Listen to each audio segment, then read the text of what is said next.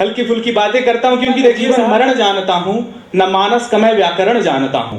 न गीता का जीवन मरण जानता हूँ, न मानस का मैं व्याकरण जानता हूँ। एक छोटा सा बस मैं कलमकार हूँ, मैं बस अपना अंतःकरण जानता हूँ। मैं साहब अपने अंतःकरण से मैं कुछ एक बातें आप लोगों के सामने रखूंगा और आशा करूंगा कि आप सुन लेंगे, क्योंकि भुवन मोहिनी जी जब मंच पर हों तो ये तो उम्मीद मैं कर नहीं सकता कि आप मेरी तरफ देखेंगे। नहीं, अगर प्रियंका चोपड़ा बैकग्राउंड में है तो प्रेम चोपड़ा की तरफ कौन देखेगा।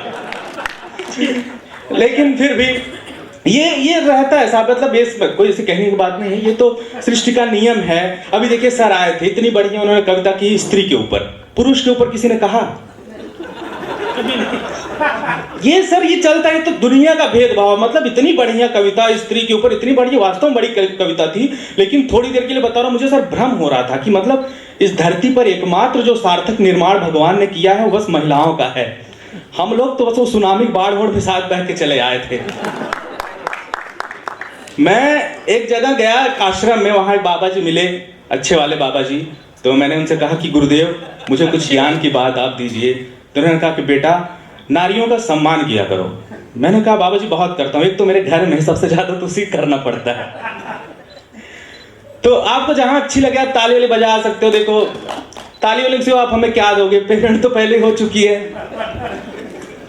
और अभी जैसा साहब ने कहा था कि राजस्व, इन्होंने कहा सर आए थे यहाँ, उन्होंने कहा कि राजस्व प्रशासन का आधार होता है। तो आप भी समझ लीजिए कि तालियां हमारे कवि सम्मेलन का आधार होती है।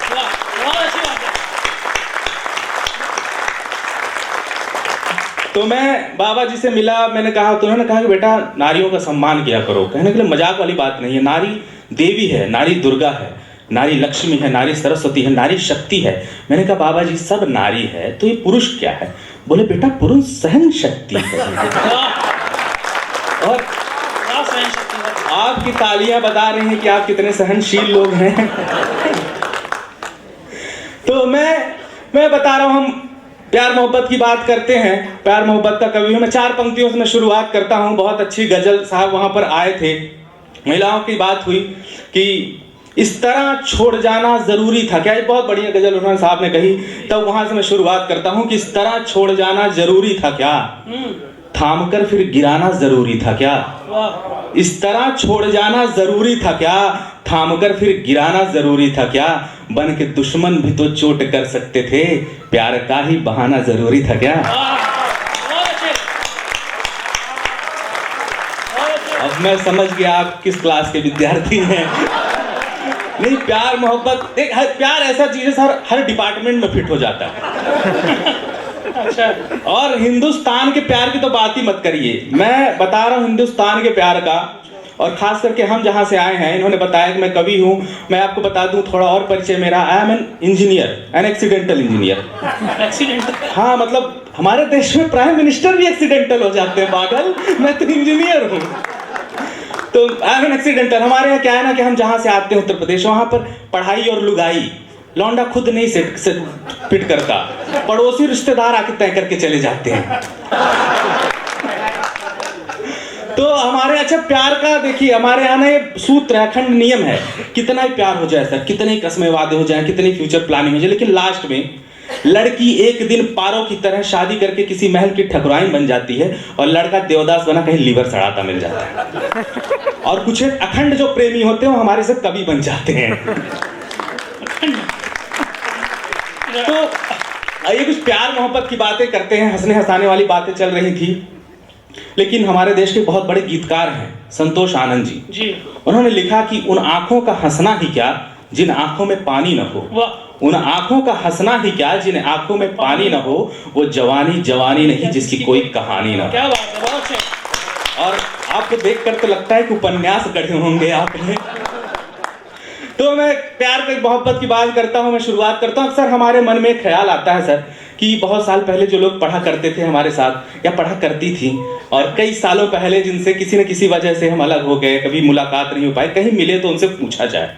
और मेरा अनुभव तो इतना खराब रहा है सूरज भाई, मैं बताऊं कि कॉलेज में पूरे साल जो लड़की साथ पढ़ी, जिसने कभी हाथ मिलाने के लिए भी टच नहीं किया, जाते जाते वो भी कह गई जहां रहना टच में रहना। मैं बता रहा हूँ जिस लड़की को पसंद करता था मैं, वो एक दिन आई मेरे पास और उसने मुझसे कहा, क्या तुम शादी के बाद भी मुझसे इतना ही प्यार करो? मैंने कहा हाँ बिल्कुल। कहने लगी ठीक है, 21 मार्च को मेरी शादी है, आ जाना जरूर।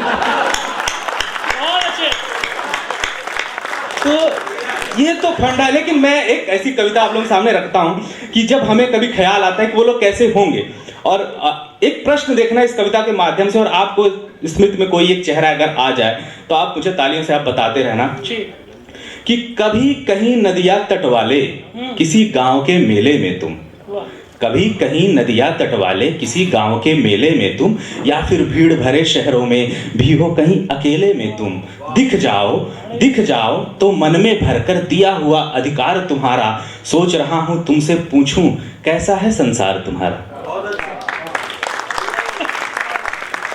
जहां कभी सजती थी घड़ियां रंग रंग की मैचिंग वाली, आपने लड़कियों के फैशन कभी ऑब्जर्व किए होंगे तो आपको समझ में आएगा कि जहां कभी सजती थी घड़ियां रंग रंग की मैचिंग वाली, उन हाथों में अब तो चूड़ी कंगन के सेट सजते होंगे। मुझे पता है आप अपनी अपनी वाली को याद कर रहे हैं, लेकिन मुझे भी बताते रहना आप अपनी आवाज से।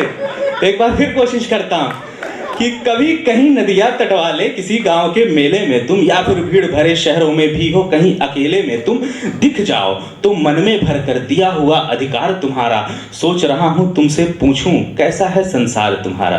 कि जहां कभी सजती थी घड़ियां रंग रंग की मैचिंग वाली, उन हाथों में अब तो चूड़ी कंगन के सेट सजते होंगे, और माथे पर सिंदूर की रेखा, पैरों में पायल के संग संग अब तो बिछुए और महावर के जोड़े भी जचते होंगे।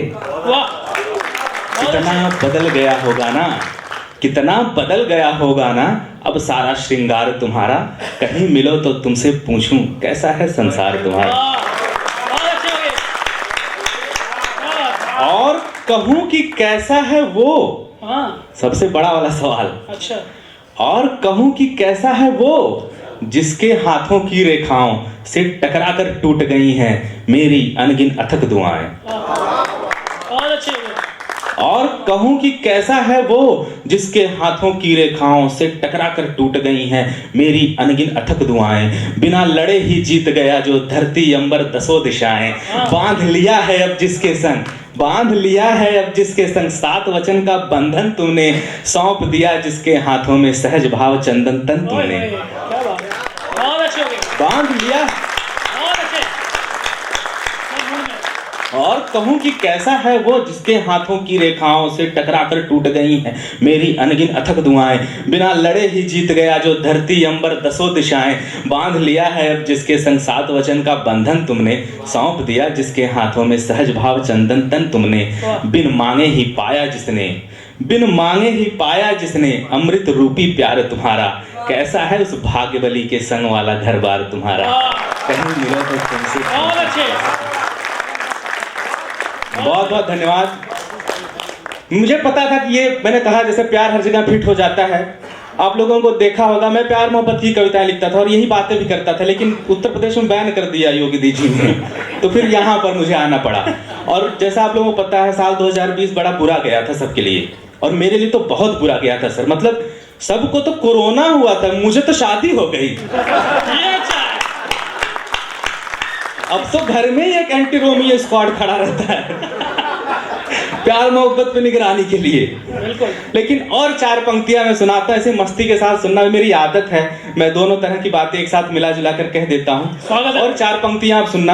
अक्सर कभी किसी से आखिरी मुलाकात जब हो तो कुछ बातें बिना कहे हो जाती हैं, कुछ वादे बिना कहे हम कर देते हैं। वही एक वादा जो मैंने भी किसी से किया था। 4 पंक्तियों में देखना कि दूर तक फैली प्रतीक्षा उम्र भर की आस लेकर, दूर तक फैली प्रतीक्षा उम्र भर की आस लेकर, प्यास एक साधे हृदय में प्रेम का उपवास लेकर, फिर वहीं नदिया किनारे, फिर उसी पीपल के नीचे, फिर वहीं सूनी सड़क पर आंसुओं से नैन सींचे, जब कोई तुमको पुकारे तो इशारा जान लेना, मैं मिलूंगा फिर वहीं अगले जन्म पहचान लेना।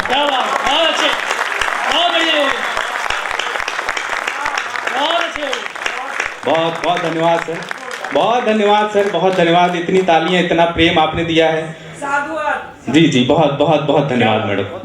ऐसे कवि सम्मेलनों में अक्सर में प्यार मिलते रहते हैं, अलग अलग तरह के बहुत अनुभव होते हैं। मैं तो मुंबई में था, वहाँ एक कवि सम्मेलन में गया सर, तो वहाँ पर एक मॉडल नहीं आई थी। मॉडल मतलब मादा मॉडल, हमारा व्याकरण बहुत अच्छा है जी। तो मॉडल नहीं आए थे। अच्छा, वो सौंदर्य प्रसाधन का पूरा लेपन किए हुए, खूंटीदार चप्पल पहने हुए, अच्छा मेकअप इतना, सर बता रहा हूँ, वो मुझे 2 पंक्तियां याद आई उनके लिए कि ये तेरी आंखें झुकी झुकी, ये तेरा चेहरा खिला खिला। मैं देखो कभी हृदय रह नहीं पाता, तो मैंने कहा कि ये तेरी आंखें झुकी झुकी, तेरा चेहरा खिला खिला, और जब गालों पर हाथ फिरा तो 150 ग्राम फेयर लवली मिला। तो मुझसे रहा नहीं गया, मैं उनके पास गया, मैंने कहा मैडम आप तो बहुत खूबसूरत हैं, तो चल तारीफ कर दो तो और 150% बढ़ जाता है एटीट्यूड। तो मैंने कहा मैडम आप तो बहुत खूबसूरत हैं। तो उन्होंने कहा हाँ यू नो, भगवान ने मुझे अपने हाथों से बनाया है। मैंने कहा हाँ तुमको हाथों से बनाया है, हमको तो गूगल से डाउनलोड किया था। बहुत बढ़िया। तो ऐसे अलग अलग अनुभव आते रहते हैं। लेकिन हमारे देश में एक महाकवि हुए, उन्होंने कहा कि एक संदेश दिया आने वाली पीढ़ियों को कि केवल मनोरंजन न कवि का धर्म होना चाहिए, उसमें उचित उपदेश का भी मर्म होना चाहिए।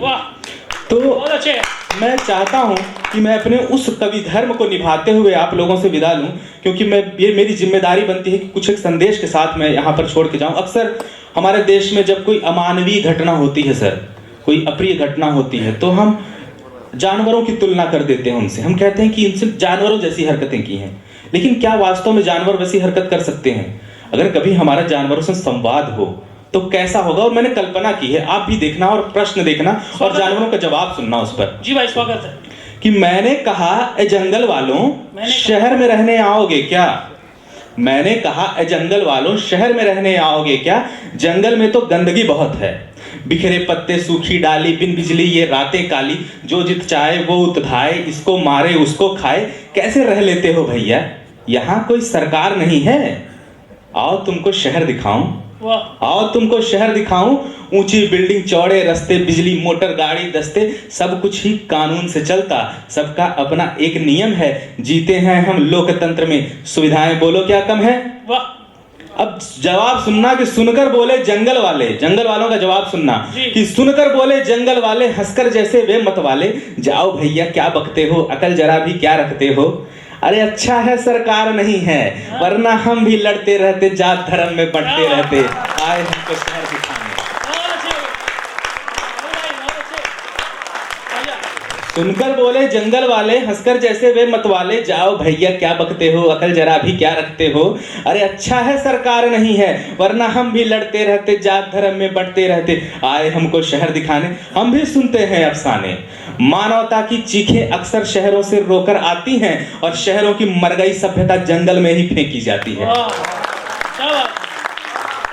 मानवता की चीखें अक्सर शहरों से रोकर आती हैं, शहरों की मर गई सभ्यता जंगल में ही फेंकी जाती है।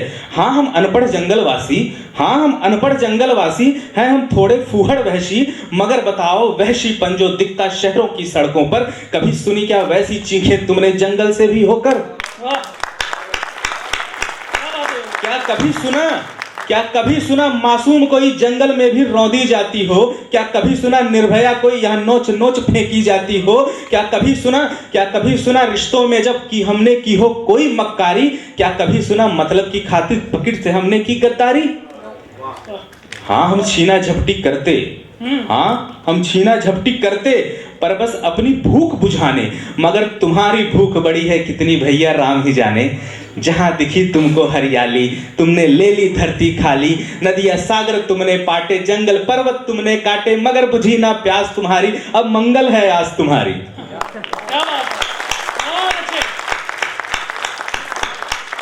हमको ना तुम शहर दिखाओ, हमको ना तुम शहर दिखाओ, जहां लगे मतलब के दांव, हमको ना तुम शहर दिखाओ, जहां लगे मतलब के दांव, रिश्ते हैं बेजार जहां पर जीवन बस व्यापार, जहां है कूड़ा करकट फैले, जहां है सागर तट भी मैले, जहां नदी भी पथरीली है, जहां सांस भी जहरीली है। तुम्हें मुबारक शहर तुम्हारा, हमको तो जंगल है प्यारा, तुम्हें मुबारक शहर तुम्हारा, हमको तो जंगल है प्यारा।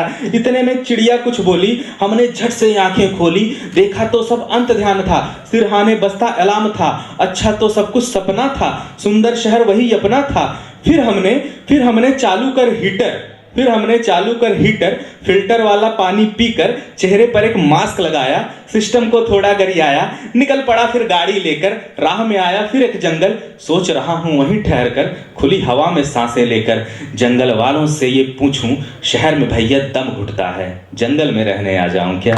बहुत बहुत धन्यवाद सर, बहुत बहुत धन्यवाद।